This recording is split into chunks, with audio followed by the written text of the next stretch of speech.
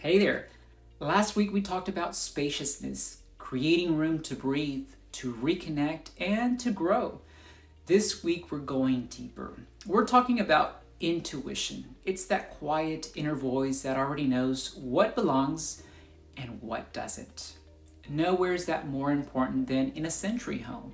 And if you're not familiar, a century home is any house that's at least 100 years old. They're packed with character, craftsmanship, and decisions that deserve way more than a sledgehammer. Older homes have a language. They whisper through original hardwood floors, subway tiles, cove ceilings, and cast iron fixtures. Intuition in design is simply learning to listen and knowing when to preserve, when to refresh, and when to let go. If you ever walked into a century home and felt something, that was the building speaking. Our job is to answer thoughtfully. And yes, preserving those original bones is also the greenest move you can make in 2026.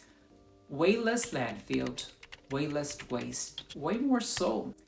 One of the questions I get most often is, what's the best color combination? Here's my honest answer.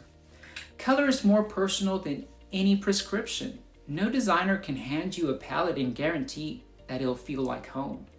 But I can give you a formula that actually works. Start with what you already love. Pull from a piece of art, a favorite fabric, even a childhood memory. If a vintage rug with terracotta and deep greens makes your heart skip, that's your starting point, not Instagram. Read the light in your home. North-facing rooms beg for warm undertones so they don't feel cold. South-facing rooms can handle cooler, bolder shades without washing out. Respect the era. Century homes were built in creamy whites, deep greens, dusty blues, warm terracotta, and rich ochres. Leaning into those keeps the story intact instead of fighting it. Test before you commit. Paint large swatches, not tiny chips, directly on the wall and live with them for 48 hours. Morning light, evening light, lamps on. Your gut will tell you loud and clear when it's right. Color isn't a trend decision, it's a personal one. Trust that. Another question I hear constantly, the tile is old. Should we tear it all out? My answer is almost always not necessarily. I say this as someone who once demoed a perfectly good 1920 tile and spent 2 years hunting for replacements that never match. Lesson learned the expensive way. Older homes come with tile that simply doesn't exist anymore. The craftsmanship, the scale, the patina. That's not a flaw, that's character.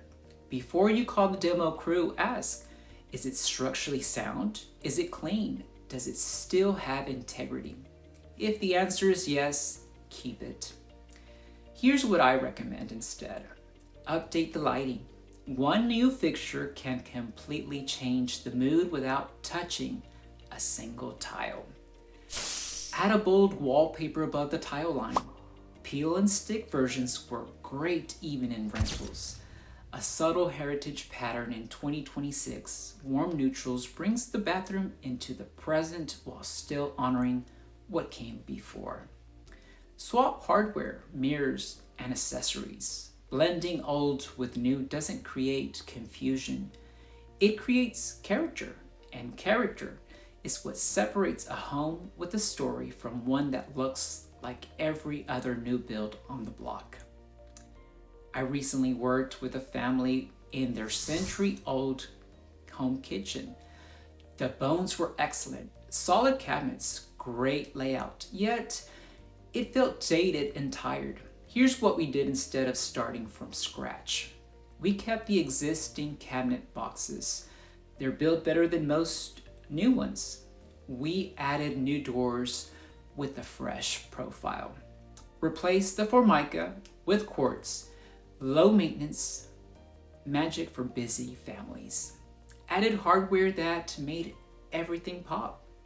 Brought in state-of-the-art appliances. The result? We didn't gut a kitchen. We evolved one and added another 20 plus years to its life. That's what intuition looks like in practice. Knowing what to honor and knowing exactly where to invest. The family still can't believe their friends keep asking who's that fancy designer was. I just smile and say, intuition and really good hardware guy. Older homes often have hardware floors that simply aren't made like that anymore. Old growth wood, tight grain, incredible density. If you're standing on them right now, you are standing on something irreplaceable. Before you cover them or rip them out, refinish them. You'll be shocked by what comes back to life. The depth, the warmth, the richness. A good refinish can make a 100-year-old floor look better than anything you could install today at a fraction of the cost. I've seen people rip out original oak to install trendy vinyl plank, only to regret it 5 years later, when the sheen fades and the character never shows up. You cannot replicate old growth wood. You can only lose it, so don't.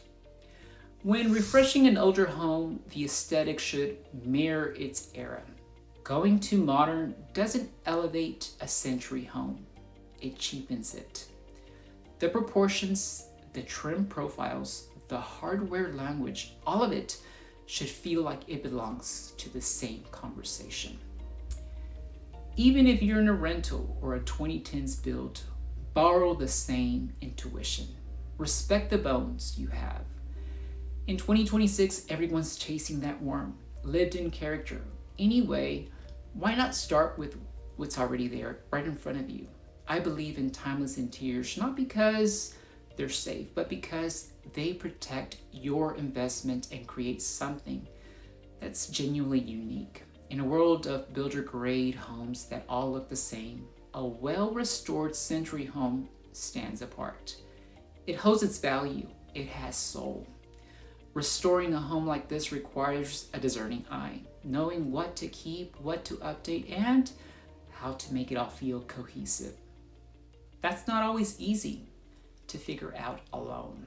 If you're working through a century home or any home and want to make sure your vision and your wish list are truly aligned, set up a complimentary strategy call. We'll walk through your space, listen to what the house is telling you, and make sure every decision honors the home you have while building the life you want inside. Drop your biggest century home dilemma in the comments. Should I keep the original tile? Or what color would you pick for my north-facing living room? I read every single one of them, and I love geeking out with you. Thank you for being here. If this resonated, share it with someone who's standing in a century home right now, wondering where to start. This might be exactly what they need to hear. Until next time.